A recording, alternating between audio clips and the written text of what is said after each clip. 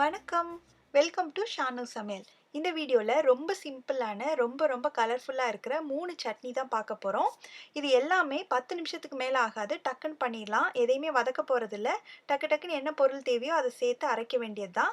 இது இட்லி, தோசையோட வச்சு சாப்பிட்றதுக்கு ரொம்ப நல்லாயிருக்கும். எப்படி பண்ணுறதுன்னு பார்க்கலாம். ஃபர்ஸ்ட்டு நம்ம செய்ய போறது தேங்காய் சட்னி. அதுக்கு ஒரு மிக்ஸி ஜார்ல ஒரு 1/2 கப் துருவின தேங்காய் சேர்த்துக்கலாம். இது கூட 2 டேபிள் ஸ்பூன் அளவுக்கு பொட்டுக்கடலை, அதுக்கப்புறமா ஒரு பச்சை மிளகாய். உங்களுக்கு காரம் அதிகமா வேணும்னா நீங்க அதிகமா சேர்த்துக்கோங்க. அப்புறம் தேவையான அளவு உப்பு சேர்த்து, ஃபர்ஸ்ட்டு இது கொஞ்சம் அரைப்பட்டதுக்கு அப்புறமா தான் தண்ணி சேர்க்கணும். தேவையான அளவு தண்ணி சேர்த்து, இது நல்லா வழுவழுன்னு இருக்கிற மாரி அரைச்சு எடுத்துக்கலாம். அவ்வளோதான், தேங்காய் சட்னி ரெடி ஆயிடுச்சு.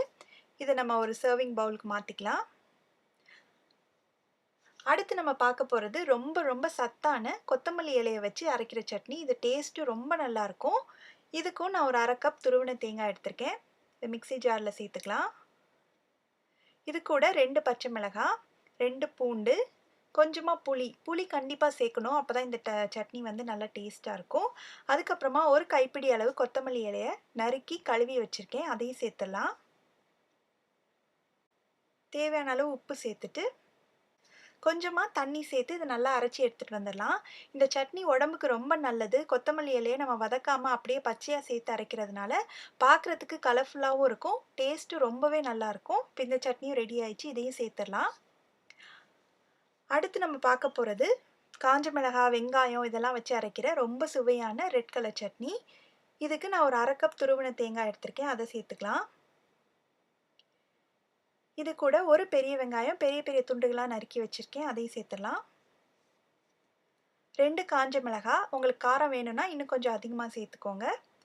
இந்த அளவு புளி சேர்த்துருக்கேன். அதுக்கப்புறமா தேவையான அளவு உப்பு சேர்த்துடலாம்.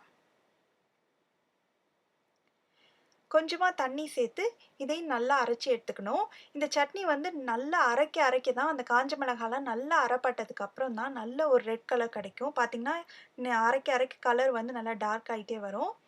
நல்லா அரைச்சி எடுத்துக்கோங்க. அப்போ தான் இந்த கலர் கிடைக்கும். இந்த சட்னியும் ரெடி ஆயிடுச்சு. இப்போ 3க்கும் நம்ம தாளிச்சிடலாம். நான் 1 1/2 டேபிள் ஸ்பூன் நல்லெண்ணெய் சேர்த்துருக்கேன். சூடாயிடுச்சு. கடுகு, உளுந்து சேர்த்துக்கலாம். இது நல்லா பொரிஞ்சதுக்கு அப்புறமா கொஞ்சமாக கருவேப்பிலை சேர்த்துடலாம். அதுக்கப்புறம் ஒரு 1/2 டீஸ்பூன் அளவுக்கு பெருங்காயத்தூள். இதெல்லாம் சேர்த்து நல்லா பொரிஞ்சதுக்கப்புறம் நம்ம எடுத்து வச்சிருக்க சட்னியில் கொஞ்சம் தாளிப்பு சேர்த்துடலாம். சேர்த்து இது நல்லா கலந்து விட்டுட்டோம்னா ரொம்ப சீக்கிரமாக பண்ணக்கூடிய ரொம்ப சுவையான 3 விதமான சட்னி டக்குன்னு ரெடி பண்ணிடலாம். நீங்களும் இந்த ரெசிபியை ட்ரை பண்ணி பார்த்துட்டு எப்படி வந்ததுன்ற கமெண்ட்ஸை சொல்லுங்கள். இதே மாதிரி நிறையா வீடியோஸ் பார்க்கணுன்னா இந்த சேனலுக்கு சப்ஸ்கிரைப் பண்ணுங்கள்.